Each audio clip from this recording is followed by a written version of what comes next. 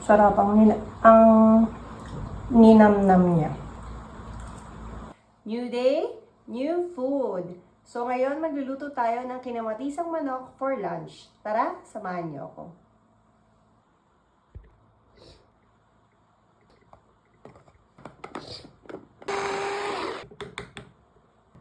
So mainit na yung ating pan. Lagay lang tayo ng olive oil.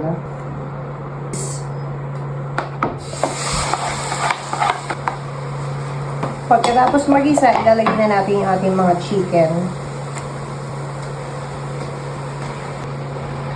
Halitin lang natin.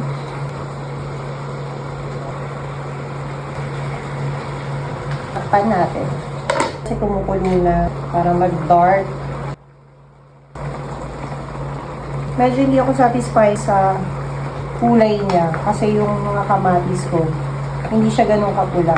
Kaya ang gagawin ko, mag-a-add ako ng tomato paste. Pandagdag ng lasa ng kamatis. Konting tomato paste para pumula siya. Yan, pumupula na. Ganito yung gusto kong pula. So, hintayin natin magmantika and maluto mabuti yung manok kasi may mga dugo-dugo pa yung manok. Yan, halo ko na ng maayos. Dadagdagan ko lang ng paminta. Balikan natin mamaya.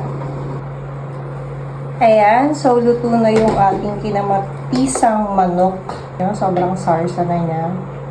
Tikim tayo. Tapos lagyan natin ng sarsa. Tikman natin ang lasa nito. Lasang-lasa.